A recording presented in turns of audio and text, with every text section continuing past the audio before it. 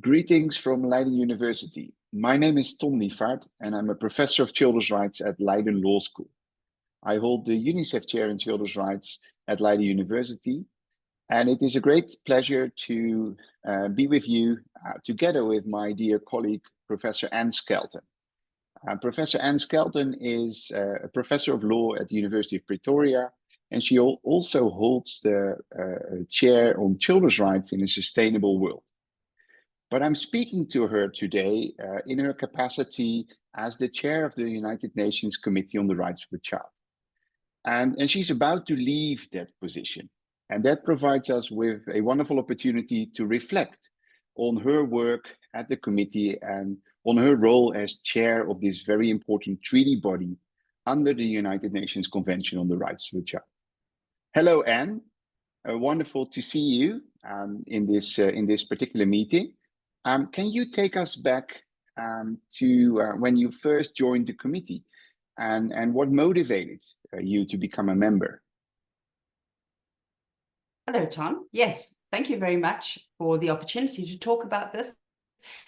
It's 8 years, of course, that I've been on the committee. So going back to 2016, when I first was put forward by the South African government to become a member of the Committee on the Rights of the Child. And I can recall that when I first arrived at the committee, I found it an adjustment to work at an international level, having worked at the domestic level for my entire career in South Africa mostly, and then occasionally, as a consultant and trainer in other countries as well. And so I really understood how to do children's rights at that level. And then I found that when on the Committee on the Rights of the Child, of course, one can see so much more. There is so much to learn and so much to engage with. But at the same time, you're far away from it. So the detail becomes a little harder to understand, and it has to all be understood through different approaches and different cultures and so on. And so I did find that at the beginning quite a change in the way that I was thinking about what it means to do children's rights work.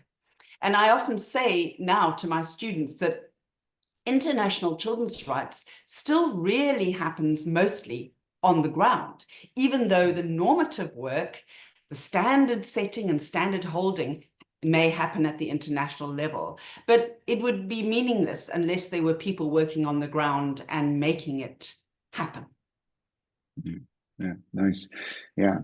Hey, and later on, you became the chair of the Committee on the Rights of the Child. Can you tell us a bit more about your key responsibilities and also some of the experiences that you have had as the chair of the committee? In the last 2 years, I was the chairperson of the Committee on the Rights of the Child, and of course that's an elected position within the committee, so it's the committee that selects the chair. And I would say that there is both an outward-facing role in which one is engaging with states and engaging with what's happening in children's rights around the world. And at the same time, there is the task of ensuring that the work of the committee, the core mandate of reviewing states' parties and making sure that all of the communications under the communications procedure are dealt with, that is the internal task. So one has to balance these two and essentially keep the ship moving, as it were, whilst at the same time, of course, all of the committee members also hold other jobs. So for none of us, it is a full-time job. So it is certainly quite challenging, a very full email inbox, I can say. But at the same time, an amazing opportunity to be able to be part of thinking about what are the core issues in children's rights, what do we need to be doing, and trying to make sure that the committee's work also was more visible. This was another part of what, during my chairpersonship, we were trying to achieve. Yeah, yeah. Hey, and can you take us to some of the achievements that you have been part of, right, during your leadership? What do you consider as the committee's most impactful achievements for children's rights globally? Well, the timing of being chair for me coincided with huge armed conflicts in the world. So I must say what stands out for me are the reviews of states parties that we did. The two really big ones were Russia and Israel, which both happened during last year. On the one hand, I still think it's remarkable that states that are at war come to the Committee on the Rights of the Child and still report. But at the same time, very often they are focusing myopically on the issues relating to only one group of children that they are concerned about, their nationals. And of course, as a committee, we had to push them to say, but no, we are concerned about all children everywhere. And we must uphold the standards of not only international human rights law, but also international humanitarian law, because the way that the convention is drafted, Article 38, draws international humanitarian law in. So this was, I think, for me, what I will always remember is the huge responsibility of those two big reviews. But at the same time, there was war in Sudan. Now, just this week, we've issued a statement on the war in Congo and the huge impact it's having on children. So it's I'm about to leave the committee, but this work is still continuing. And of course, the committee will continue to address these issues. Yeah. Besides that, John, of course, I'm also very passionate about the communications procedure under the Convention on the Rights of the Child, the third optional protocol. And I'm really amazed to think about the fact that when I've joined the committee, there were only 4 published decisions, and now there are over 100. And so it was such a privilege, actually, to be able to be involved together with the other members of the committee in developing and forging the jurisprudence of the Committee on the Rights of the Child. I think, committees only get that opportunity once, because if you join later, then that's already been established. But to be there from the beginning of that and to think through and to deal with some of the really big cases, like the case on climate change that was brought by a group of 16 children, and another case about the children in the camps in northeast Syria.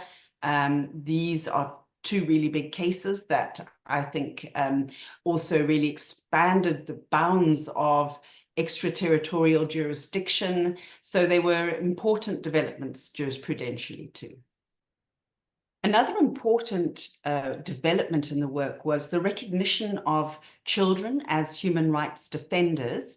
The committee held a special day of general discussion on this, and we've seen more and more children stepping up and, taking the issues that they think are important to the forefront.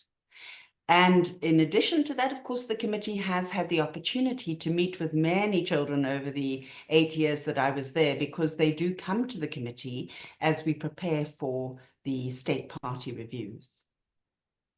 I'm glad you also flagged the important work around access to justice, really, for children at the international level under OPIC.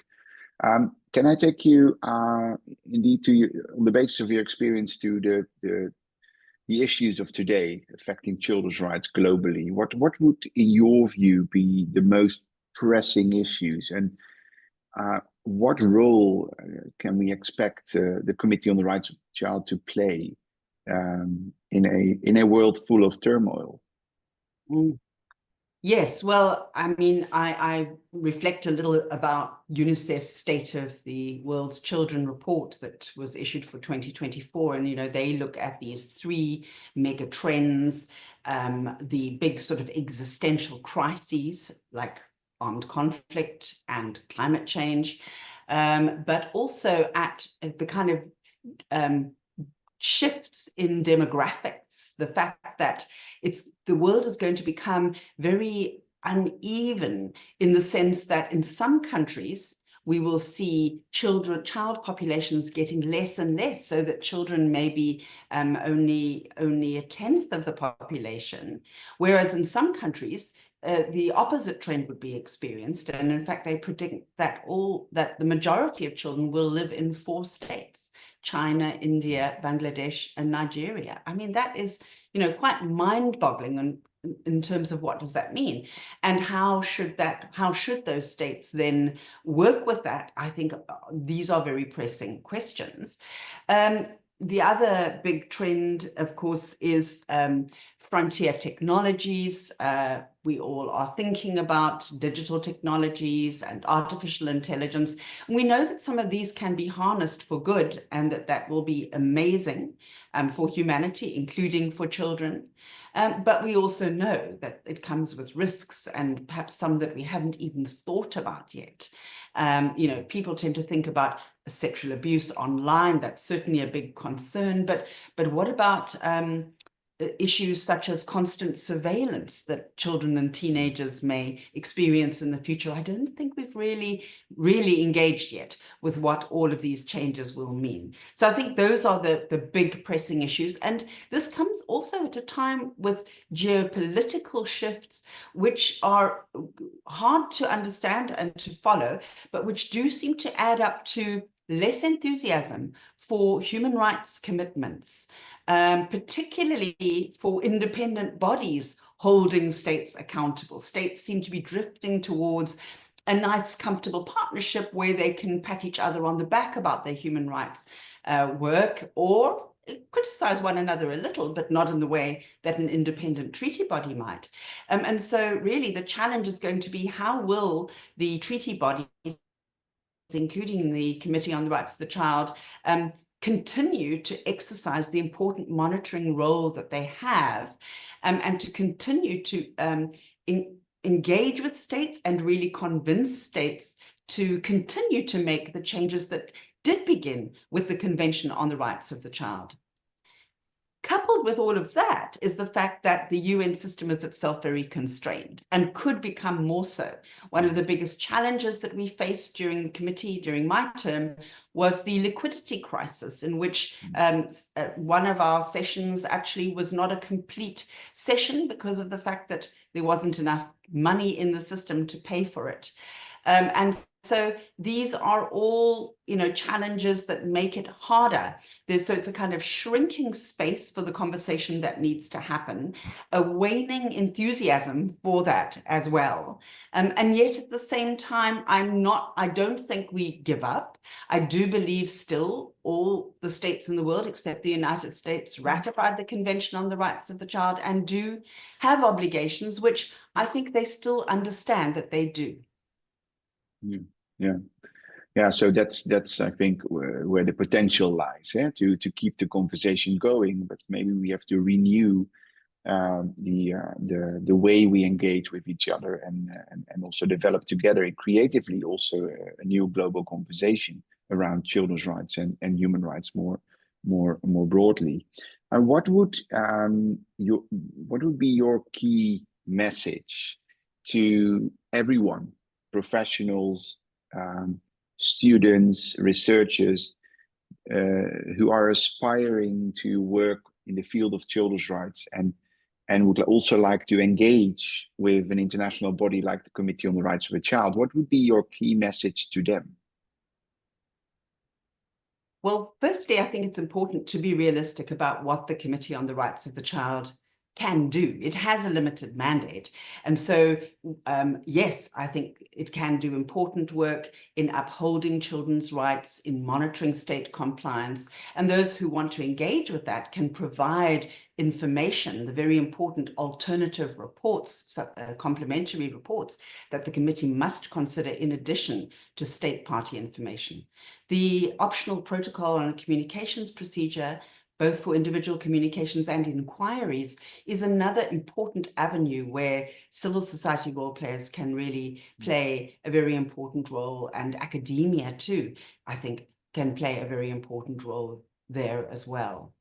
But don't forget that the work that you do at the national level all of those people who want to engage with the committee is so important, so vital. So carrying on working on the ground and making the convention real is hugely important work as well. And of course, then letting the committee know when there are successes as well as when there are frustrations. Yeah, yeah, wonderful. And that brings us back to your personal career, right?